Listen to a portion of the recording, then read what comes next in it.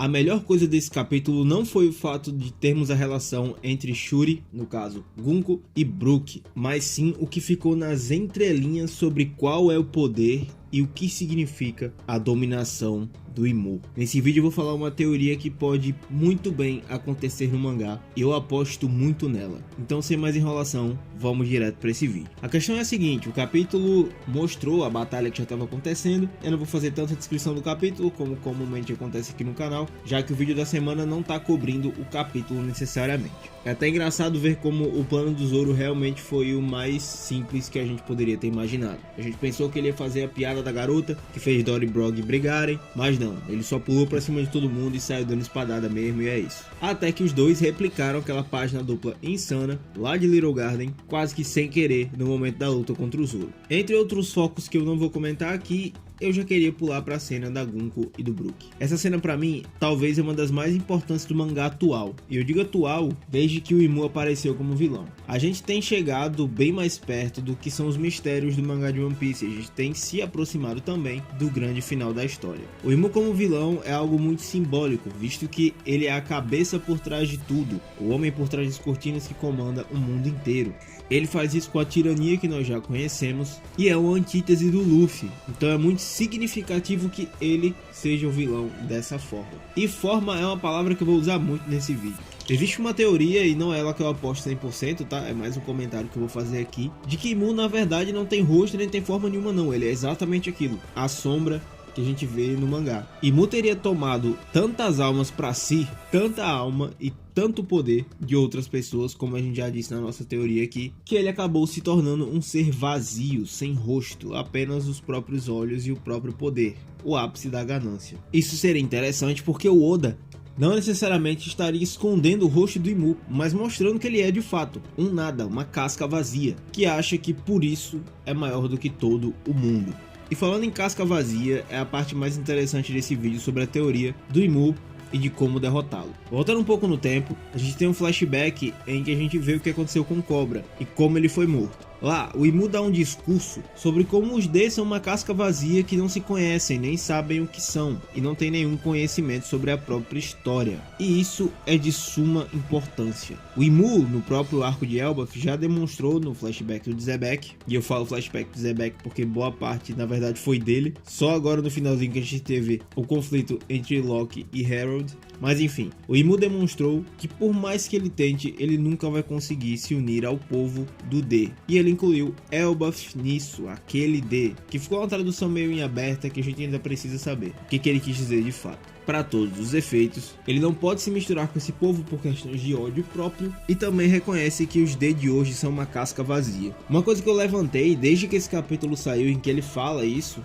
é o questionamento do porquê que é importante que eles saibam a própria história. Porque se o Imu fala disso com certo alarme, é porque se os D soubessem quem eles são e a história deles, eles seriam perigosos de alguma forma pro Imu. Mas como? Se a gente vê o mangá de One Piece como um todo, isso é na verdade uma grande história de reconhecimento, de entender as próprias raízes. Ora, se você vê o mangá de One Piece como um todo, a gente tá esperando que o Luffy chegue numa ilha, onde ele vai descobrir a verdade sobre o mundo, o que aconteceu no século perdido. A origem do mundo vai ser descoberta, a verdadeira história que foi apagada. Ou seja, o mundo inteiro não conhece a própria história, um grande evento que aconteceu no passado e que é determinante para o mundo estar como ele é hoje, com a dominância do governo mundial, de Mu e etc. Querendo ou não, desde o início o mangá de One Piece trata justamente disso. Se a gente pegar até o próprio Luffy, por exemplo, e fazer uma análise, o Luffy tá buscando ser o rei dos piratas, mas a gente nem sabe ainda exatamente o que é ser rei dos piratas pro Luffy. Ele já disse que ele acredita que é o homem mais livre nos mares, que pode fazer o que quiser e etc.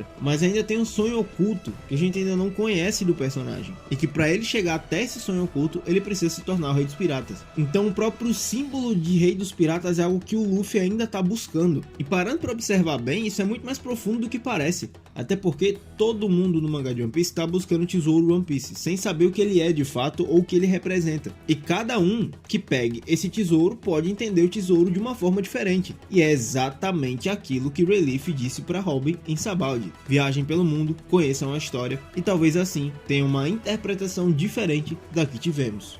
Essa fala é importantíssima para entender isso que eu tô falando aqui nesse vídeo. Imagine, Luffy e Kaido, os dois tinham visões de mundo completamente diferentes, certo? O Kaido enxergava um mundo de guerra, ele nasceu num mundo assim. Para ele, os homens mais fortes e aqueles que deveriam estar no topo são os homens que vencem todas as batalhas e que vencem as guerras. No campo de batalha, ele acreditava que todos os homens estavam em igualdade. A liberdade para ele era o conflito. E ele enfrentou o Luffy, que tem uma visão de mundo em que a liberdade se trata, na verdade, de todos poderem sentar à mesa e comerem com liberdade e festejarem todos juntos. Tanto que a própria luta dos dois é justamente para reconhecer o que eles são. Veja, no momento da luta do King, já cortando para a luta do Kaido, a gente descobre que o King espera pelo Joy Boy, o seu povo esperava pelo Joy Boy, e Kaido acaba sabendo dessa lenda. Só que, ao saber da lenda, Kaido diz o seguinte: eu acho que eu sou muito diferente desse Joy Boy que você espera. Mesmo assim, você quer continuar comigo? Ele não fala exatamente isso, mas fala mais ou menos algo assim. O que dá a entender que Joy Boy tem o perfil e de que Kaido não conseguia corresponder àquilo. Tanto que o próprio procurou essa resposta por toda a vida, quando ele diz: o Joy Boy é o homem que puder me derrotar. Vocês entendem como quase todo personagem de One Piece tá buscando algum significado da própria vida? Ah, Léo, acho que você tá sendo muito filosófico, você tá exagerando. Ok, então vamos ao capítulo 100. O capítulo 100 tem uma narração muito curiosa, em que é dito: aqui começa uma lenda que será contada várias e várias vezes no futuro, a lenda do Luffy. E então, o capítulo abre com a frase mais icônica de Roger nesse mangá: o sonho dos homens, o fluxo do tempo, o propósito herdado. Enquanto os homens continuarem buscando o verdadeiro significado da liberdade, essas coisas jamais deixarão de existir. Sonho dos homens, fluxo do tempo e propósito herdado. Tudo isso é o que se repete no mangá em todos os arcos, seja por estrutura de enredo ou pela própria história geral, né? História macro do mangá como um todo. Os homens sonham, fizeram grandes feitos, esses feitos não foram concluídos, restou um propósito herdado, passa-se o tempo e alguém o cumpre. A gente vê isso em todo o arco, como eu já disse aqui. Skypiea, por exemplo, é o exemplo mais direto, mais vivo disso. Enfim, toda a história de One Piece é sobre reconhecer e buscar o verdadeiro significado da própria vida e do todo. Nada no mangá aconteceria se os homens não buscassem o significado da liberdade. E isso tem a ver diretamente com o tesouro One Piece. Até porque o discurso do Barba Branca sobre o tesouro é justamente dizer que alguém com um peso de séculos nas costas, alguém que reconhece a própria história, reconhece a história do mundo, vai desafiar os moldes do próprio mundo, com a história junto com ele. Ou seja, é muito claro que tudo se trata de reconhecer as próprias raízes e entender o mundo com o qual você vive. O que eu quero dizer com tudo isso? Como muitos de vocês já devem estar pensando a respeito do último vídeo, quando eu falei sobre um grande vídeo que a gente vai postar aqui, eu vou dar um pequeno spoiler dele que combina muito com esse vídeo aqui. Então, como combina demais, eu não queria perder o raciocínio tanto desse vídeo que vai sair quanto desse daqui, tá? Basicamente é o seguinte: em Egghead, o Vegapunk trouxe a prova final de que alma existe dentro do mangá de One Piece como algo verdadeiro mesmo. As pessoas têm alma, ela tem peso e ela faz parte do mangá como algo, vamos dizer assim, existencial, material, vamos colocar assim. Acontece que existem frutas que trabalham justamente esses poderes, como a fruta do próprio Brook, a fruta Yomi Yomi no Mi e a fruta da Big Mom. Big Mom se alimenta de almas dos outros ou dá pedaços da própria alma para dar vida a essas coisas ou para dar mais poder a ela. Para todos os efeitos, esse conceito existe e ele é mais profundo do que parece. Lá no arco de Thriller Bark acontece uma coisa muito curiosa. É dito que o poder de Moria, pelo próprio Brook, é replicar os conceitos do que é a alma. Veja só, ele diz que a sombra nada mais é do que uma cópia do que seria a alma de alguém, que nasce com a pessoa e vai com ela até a sua morte. Agora, observe como ele diz cópia. Ele diz que a sombra é exatamente como é o conceito da alma. Então, se você observar a sombra, você vai ver que a sombra se trata de uma réplica da própria pessoa. Quando Moria tira a sombra de alguém e coloca em outra pessoa, essa pessoa tem as mesmas habilidades, o jeito de falar e muitas outras características da pessoa com quem a sombra foi removida. Se esse conceito é a cópia da alma, a alma não seria a essência de alguém, do que ela é de verdade? Se a gente leva isso em consideração, é possível sim acreditar que o Imu tem feito isso para conseguir poder geração após geração. Lembra-se do capítulo recente em que é dito por ele próprio que até o poder dele tem uma certa limitação? Parecia que ele estava gastando algo dele mesmo para conseguir dominar e fazer o que ele estava fazendo. E eu acredito fortemente que isso tem a ver com as almas que ele conseguia usurpar. Se a gente pega o próprio mural no capítulo 1138, a gente pode ver que tem pessoas que estão caminhando até o fogo do subterrâneo e voltando com um pequeno fragmento de luz. que muito se parece com a alma, até porque elas estão com auréolas na cabeça de quem, entre aspas, morreu. E aí, olhando pro lado esquerdo do mural, o grande demônio que muito se parece com o Imu tá com o sol na mão, o que seria o tal sol proibido. E esse sol tem os mesmos brilhos ao redor. Agora, mais uma vez, vamos ao arco de Egghead. Lá, a gente vê a Mother Flame. Vegapunk fala que se a gente volta ao momento em que Vegapunk faz a Mother Flame, o nome desse capítulo é algo como Eu voei muito perto do sol, uma referência a Ícaro. A Mother Flame é realmente, talvez, a forma verdadeira como a energia foi extraída e colocada dessa forma no passado. Vegapunk tentava usar os recursos da natureza para reproduzir essa habilidade, mas ele não conseguiu. E a gente sabe o resultado disso. Lá na Lua, os antigos Birkans fizeram exatamente isso e acabaram destruindo a Lua como um todo. Conseguiram aquele fogo que a gente consegue encontrar nas gravuras de Enel. Acontece que, aqui na Terra, Vegapunk acabou reproduzindo o que foi feito no passado de verdade, com as almas das pessoas, o sacrifício vivo de outras pessoas. E se você parar pra prestar atenção, isso tem a ver até com o próprio poder do Kuma, o poder do amor. Só alguém que ama de verdade, tem uma ligação tão forte com alguém, poderia, mesmo praticamente sem vida, ter determinação para sair do outro lado do mundo e vir pra cá salvar alguém, ou alguém que você ama. Se a alma é a essência de alguém, aquilo que ela é como um todo e que forma os personagens como eles são, é muito possível acreditar que o poder de Imu funciona da seguinte forma: ele toma o corpo de alguém quando essa pessoa abandona as próprias convicções, a própria determinação para ser uma casca vazia, e aí ele toma o controle da alma dessa pessoa. Só que se a gente desse um empurrãozinho para essa pessoa se lembrar de quem ela é, e se os D se lembrassem de quem eles são, e se o mundo inteiro soubesse o que é o século perdido, uma pessoa que tem plena consciência de quem é, da sua história e do que pode fazer a respeito dela,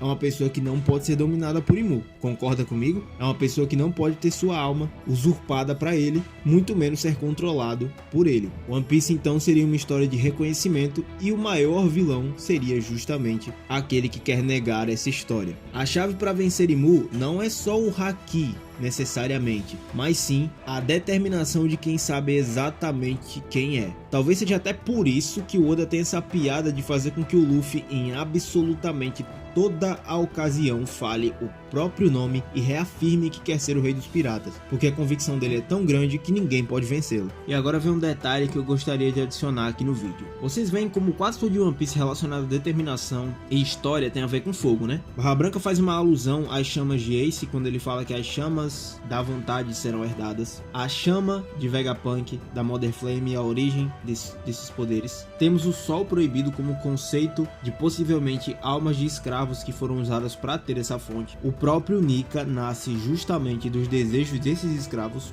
possivelmente, praticamente da mesma forma. E se a gente fizer até uma alusão, são os bucaneiros que esperam por Nika, diferente dos lunarianos que esperavam por Joy Boy. Se os bucaneiros são tão mais antigos assim, é possível que, do poder deles do amor, nasceu justamente alguém que é a síntese disso tudo. Alguém que é a síntese disso tudo, o Deus do Sol.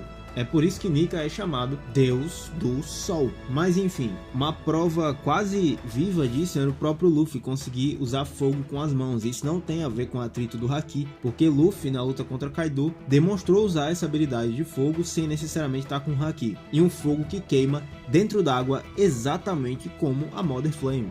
E não é muito interessante que o estilo de desenho do Oda para as almas seja sempre voltado para algo parecido com o fogo? O mesmo valeria, por exemplo, para a habilidade de emanar raios do povo Mink. E sabe Yggdrasil de Elbaf? Yggdrasil, na mitologia nórdica, é a árvore da vida. Ela representa e é a essência da vida daquele universo. É por isso que quando destruída, o Ragnarok inicia e é a cultura que inspira Elbaf. E o deus de Elbaf é justamente o deus do sol. Quais são as duas fraquezas de Yggdrasil? Fogo e eletricidade. Até voltando no tempo, se a gente for lá em Skype, o sacrifício a Kashigami, o deus do sol, era como uma pessoa. A pessoa era entregue a Kashigami, o deus do sol. E se a gente parar para pensar, tudo que envolve a religião de Shandora daquela época é na verdade inspirada em algo do passado que era tecnológico, que era verdadeiro. Ou seja, é possível que essa extração acontecia também nos antepassados dos Shandorianos. Se eu continuar aqui, eu vou acabar fazendo aquele vídeo nesse daqui, e o meu objetivo não é esse. Então, para voltar até a cena do capítulo